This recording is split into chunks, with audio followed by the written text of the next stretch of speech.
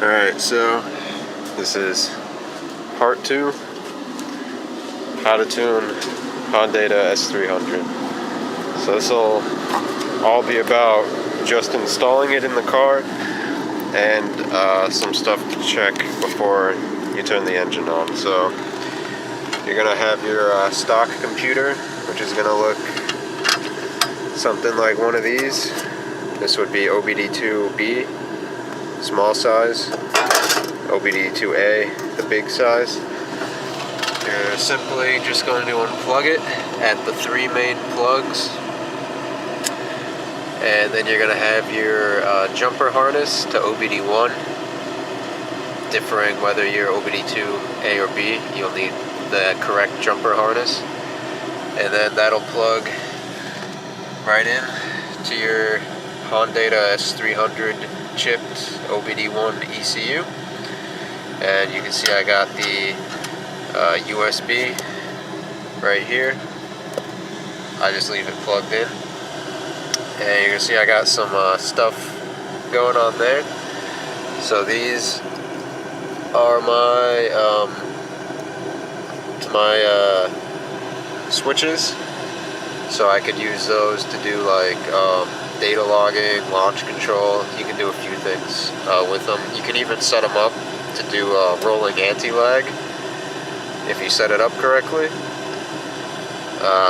And then good old wideband AEM. This is the output signal, and I have this going. I have 2 different switches. So one of these is the D14 regular O2 wire sensor input, and then the other one is the ELD. Since this is the V3, it has the extra prongs. I forgot my box, but it basically has like a wiring pigtail that can hook onto there, and you can wire this directly.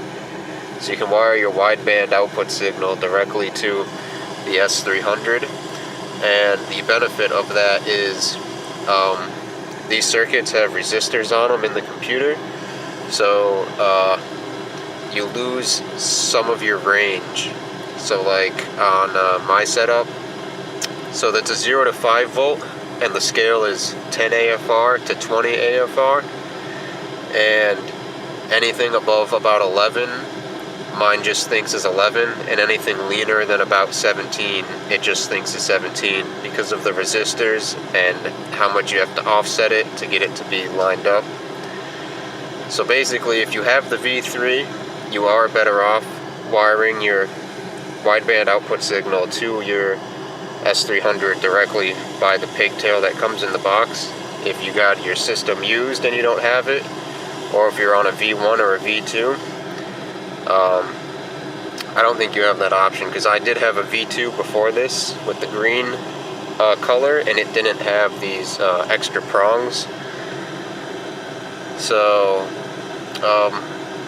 these are fine to use, and I've had this set up since I had the V2, and I've been kind of meaning to wire it directly for the V3, but it's so little of an issue that I haven't bothered to do the little bit of wiring to do that. So it's very easy to work with, just wired through the stock O2 sensor, which again, this is D14, and then you can also, I like to switch between D10, I think, or D12 for the ELD, electrical load detector sensor.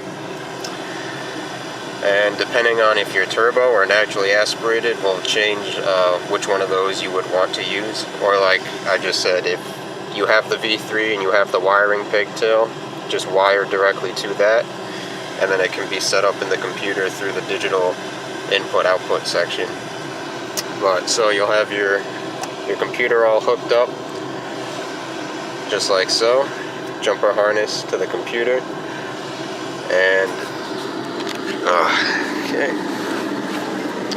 So before you even think about turning it on, you gotta do a few things here. One, have a wideband hooked up. Like don't even think about trying to turn it on if you don't have a wideband. You just have nothing to go off of except just hope hoping that everything's right. Get your wideband hooked up. It's like extremely important. Extremely important. Got the AM wideband. This is the fuse to it right here. I just have it tapped into the plug for the radio, just to switch 12 volt. So once the key comes on, the wideband comes on, just like so. And your wideband should have all the instructions and everything you need for it. So yeah, don't even think about trying to use the computer without a wideband. So you get your computer set up, you get your wideband set up, and now you don't have to have it wired in for like the first start or anything. In fact, a lot of your initial tuning, you're going to be in open loop anyway, whereas the computer is just ignoring the wideband, so you can dial the tables in better. So you don't even have to wire the wideband to the computer initially. So you got your computer hooked up, you got your wideband hooked up. The next thing is, now I'd suggest stock fuel injectors, the 240cc, and I also suggest a fuel pressure reader. And if you don't have an aftermarket rail that can take one, you can even get something as cheap as this right on the fuel filter. It's just it replaces the factory banjo bolt right there, and boom, you got a gauge going. So, because you definitely want to know your fuel pressure, so that way you're not chasing your tail with misfires over something stupid. So you're going to want to take one of your injectors, you're going to want to get a multimeter, and you're going to want to test the ohms, and you're just going to put one needle to each side, and that'll give you a number. And now the injectors are either going to be high impedance or low impedance, and basically the difference is low impedance, you need a resistor box. High impedance, you don't. These are high impedance. I don't have a resistor box. Low impedance are typically around 3 ohms. High impedance are around 11 to 12. So it's not like you're going to mix them up. They either read low or they read high. Very, very important.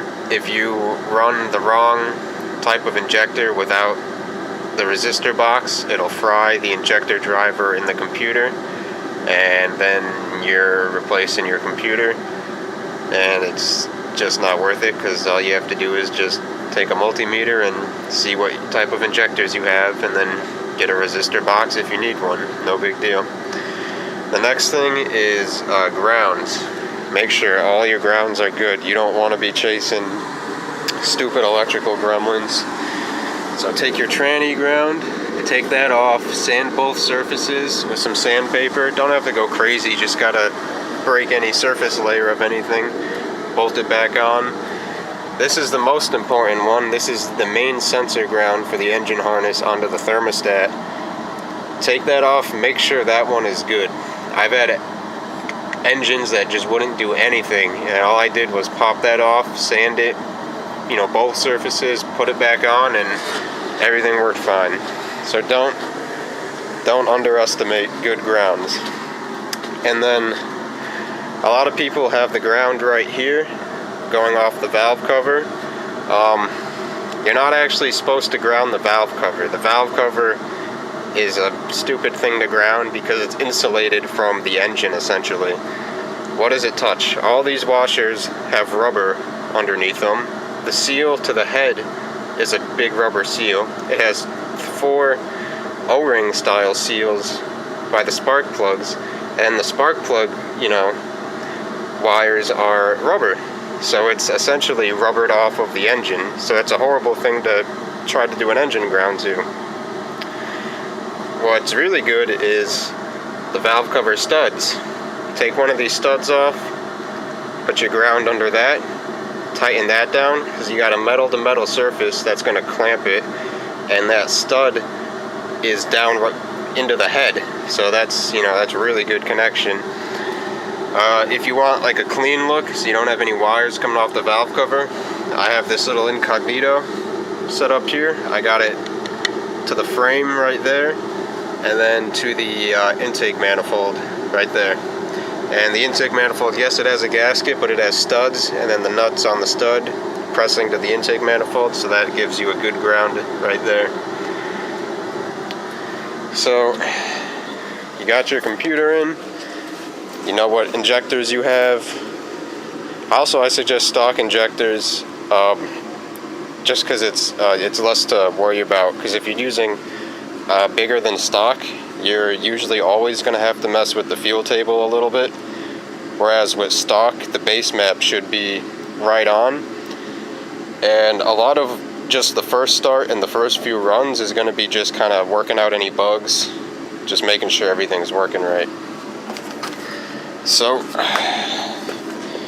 you got your wideband, your grounds are all good, you know what type of fuel injectors you have a resistor box if you need it, and you're thinking you're ready to turn the car on. Alright, so we're going to do a first turn on here. Not turn on as an engine turn on, just as in key on, so everything is powered up. So when you first hook the Hondata up and with your laptop, it's going to, you're going to have to you're going to have to do the first time setup, so you're going to have to register the computer, or if it's a used computer, you should be fine, it should just work. But to do that, you're going to have internet access on your laptop, and then just go through the steps for registering it. It's just real basic info. It syncs it to the Hondata website, and then you're good to go. And you'll be basically right here. So the first thing you're going to want to do is new calibration, and go for the closest thing to your setup. So I have a 89 to 91 first gen, or SIR1 B16A JDM. So this is a SIR2, but it's the closest thing. And I mean, you could really, you could pick the 2001 Integra Type R2 and it would work, pretty much just the same. There's only like minor differences. But so we'll load this tune up. So the first thing you're going to want to do is save this tune as your new tune. So we'll go save as, and this is where I have all my calibrations, and then this will be B16A turbo, and then we'll call this test since this isn't one of my real tunes. So save that. And now sometimes the Hondata can be funny. If you do a new calibration, then save it as, and then see like this, how it won't let me save. It's like blotched out.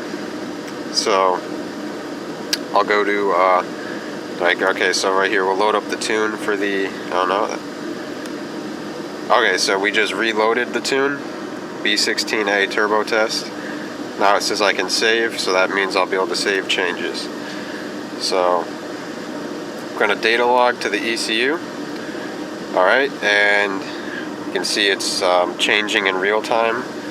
So that means we're connected to the computer. The first time you hook to the computer, it's going to have to install the latest drivers. So that'll just take a second. Just follow the prompt that comes up. So now we're going to upload the first tune to the computer. It'll just take a second. Alright, and this is probably what's going to happen to 99% of you. You're going to upload the tune, and then boom, you're going to get hit with check engine light. That's like totally normal. And so this is it's coming up as my knock sensor, and that's because I don't have a knock sensor on this engine. So you're going to want to come over into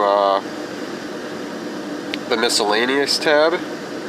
This actually has a lot of stuff already disabled, but so like I know my computer has a barometric pressure sensor, so I want that on.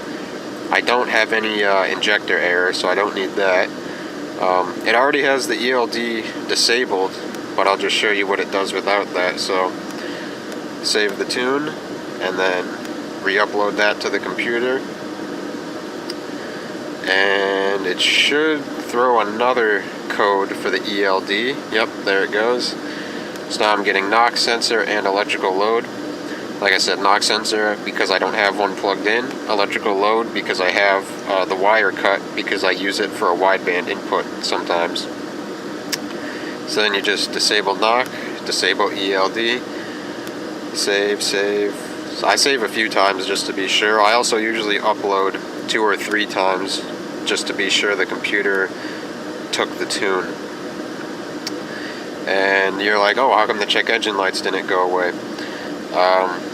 Because they're saved. And also, since OBD1, the check engine light always resets if you shut the car off. So if you're out driving, you get a check engine light, don't shut it off before you read it, otherwise there's no way to know what it is. Unless your data will happen to be data logging at the time, then it'll be in the data log.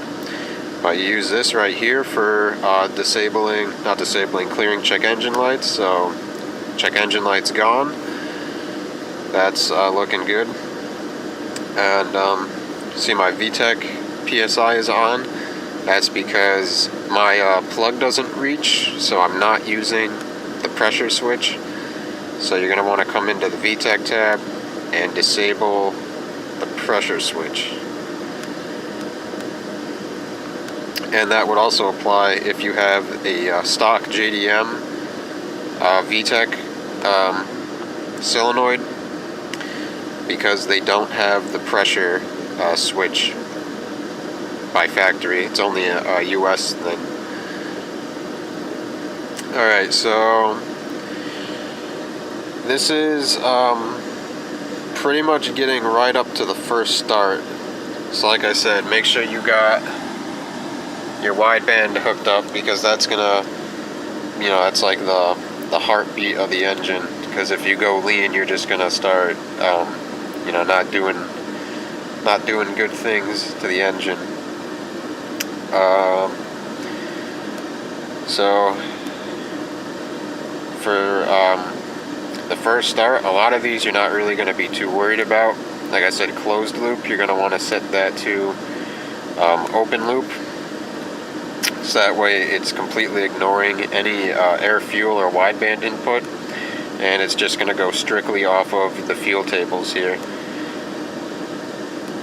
And you want it like that, otherwise you're going to be fighting the short and the long-term trims as you're trying to dial the idle AFR in and other things. Even out on the first few runs, you're going to want to have it in open loop so you can get it pretty close to where you want it, and then turn the closed loop on, so that way it can just do that last little 5 or 10% to get it where you want. So yeah, a lot of these you really don't need to worry about fuel injectors. Alright, so like I said, I would suggest using stock. You don't have to, obviously. I mean, I don't. But I also know that my bigger injectors are good working injectors and whatnot. So, I mean, starting with stock injectors ain't gonna hurt anything. And then once you know it's running good on the stock injectors, you swap to your big ones.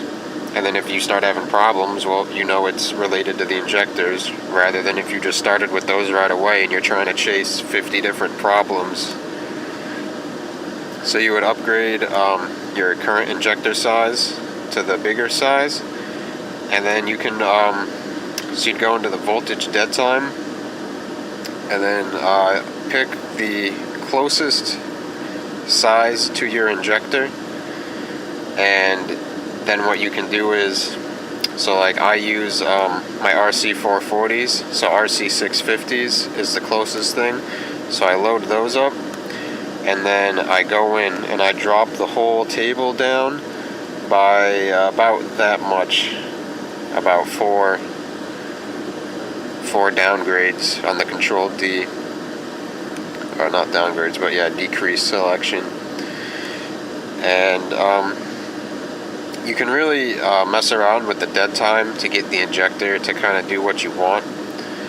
So like if you're using a really big injector, you're going to have to play around with the dead time to get it to have the right amount of fuel at idle.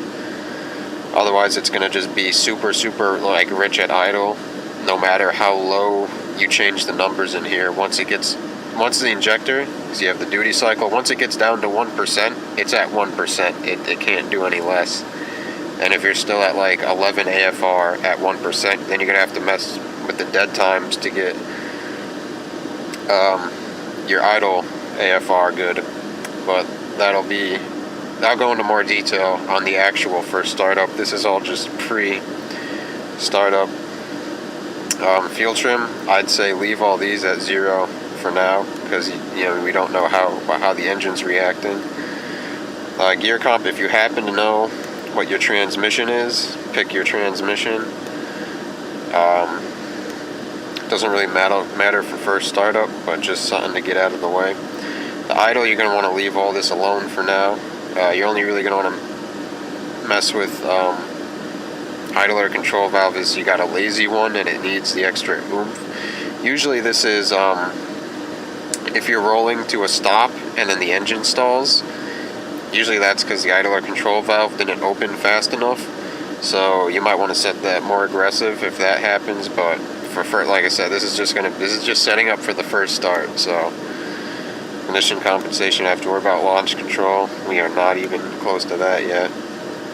And then a stock map sensor, or if you got a replacement map sensor, I suggest something in the drop down tab, just because it's boom bang, that simple, you're done. Missed tab, so this is just that knock sensor, ELD, barometric pressure sensor, alternator control, nitrous, don't even need to go there. Onboard data logs, this is the data logging. This would be just kind of what would record what's going on over here and everything, so you can play it back in real time and see what's going on. Not a bad idea to use this for first startup. I mainly just use it to review high-speed runs, just to make sure everything's going good. So to do this, you would just enable it, and then you can either have it set up by manual switch. So this is what I was talking about earlier when I had those green wires set up as my switches. So you can have those wired up to your air conditioning switch, power steering, service connector, brake switch, or even the VTEC pressure switch. And then you can like I said, you could use those for launch control, for data logging. You could use them for a few things in here. So you can use a switch, or based on engine parameters if you don't have a switch or anything. Now, this is more set up for out on runs, so if you give it over this throttle, over this RPM, it starts recording. Under this RPM, under this mile per hour, it stops recording. So for like a first start, you'd want to put your throttle at 0 and the engine speed at like maybe 300, just so it doesn't really pick up cranking, and it'll only pick up once the engine starts. And then protection. So you have a lean protection. These are, the advanced ones are down here for the V3 only. You have radiator fan override, so you can set the temperature the fan kicks on. You have an overheating protection, so basically once it hits that temperature, you get a check engine light, and you can have a rev limiter set in on that. So once it starts overheating, you have a rev limiter as well. And then the lean protection. So if the engine goes over a certain air-fuel ratio for a certain amount of time, over a certain load, and it'll do a cut to the engine to save you from doing anything, which is just like the boost cut. So there's a hot and cold boost cut. This is the switchover temperature for hot and cold, and then this is the PSI. So if your map sensor ever hits this PSI, it just cuts to the engine, saves it. So rev limits, you're not going to want to mess with any of these yet. Security, I don't really need to go over this, just read the security help and you can decide if you want to use it. I definitely wouldn't use any of this for first startup or anything, just because it can get in the way. Shift light, don't need to worry about that. Traction control, I've actually never messed with this. I don't have the traction control kit is like really expensive, so I've never messed with it. So this will probably be the last thing you have to do before actual first startup. You're going to want to set your throttle position. So this is the stock setup in the tune. And so with the throttle all the way closed, you're going to want to read it. Okay, so now it has my actual 0. And then you're going to go full throttle and then read it again. Alright, so that's so now I have my throttle position calibrated in. So save that. Upload to the computer. And throttle is ignition, you don't have to worry about. And then VTEC stuff, we'll get into that later. So this is basically everything you need to get prepared for your first start. Now, this is getting about almost a half hour here, so I'm gonna cut this off here. The next video will start with first start, so turning it on and what to do, if you should shut the engine off, just everything that I would do, my whole process of a first start on a new engine that I've not ran before. So stay tuned.